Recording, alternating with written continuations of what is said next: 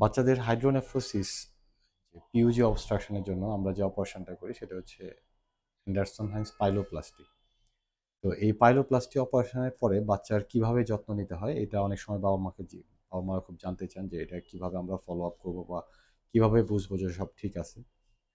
তো পাইলোপ্লাস্টি অপারেশনের পরে সাধারণত আমাদেরকে তিনটা জিনিস দেখতে হয়। একটা হচ্ছে যে এই কিডনিটা ঠিকঠাক কাজ করতেছে কিনা, আরেকটা হচ্ছে যে এই কিডনিতে আবার কোনো ব্লক হলো কিনা, আরেকটা হচ্ছে যে যেহেতু এই কিডনিতে বা কিডনি সিস্টেমে কাজ করা হয়েছে সেখানে প্রস্রাবে কোনো ইনফেকশন হচ্ছে কিনা। এটা আমরা কিভাবে ফলো আপ করি? অপারেশনের সময় আমরা একটা স্টেন্ট দিয়ে রাখি, যেটা ডিজে স্টেন্ট বলে, যে অপারেশনের ওই জায়গাটায় যেখানে জোড়া দেওয়া হয়। এই স্টেন্টটা আমরা ১.৫ থেকে ২ মাস পরে বের করি।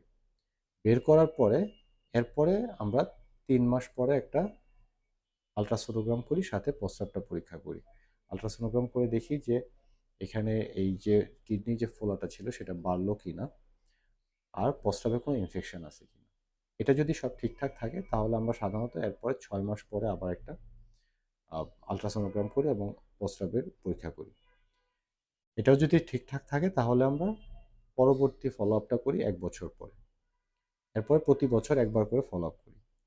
কিন্তু এর মাঝখানে যদি কখনো প্রস্রাবে ইনফেকশনের কোনো লক্ষণ দেখা যায়, যেমন প্রস্রাবে জ্বালা-পোড়া বা প্রস্রাব ঘোলা হওয়া বা জ্বর আসা, তখন এটা আবার আমাদেরকে এর মাঝখানে পরীক্ষা করে দেখতে হবে।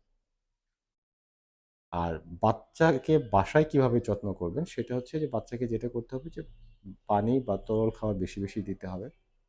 অবশ্যই অন্তত দিনে ১ বার পায়খানা করাতে হবে। পায়খানা যেন শক্ত না হয়। পায়খানা শক্ত হলে প্রস্রাব ইনফেকশনের ঝুঁকি বেড়ে যায়। আর যেটা করতে হবে সেটা হচ্ছে যে প্রস্রাব যেন বাচ্চা আটকে না রাখে। তো প্রস্রাব যদি আটকে থাকে তাহলে কিন্তু এই প্রস্রাবে ইনফেকশন হওয়ার ঝুঁকিটা বেড়ে যায়।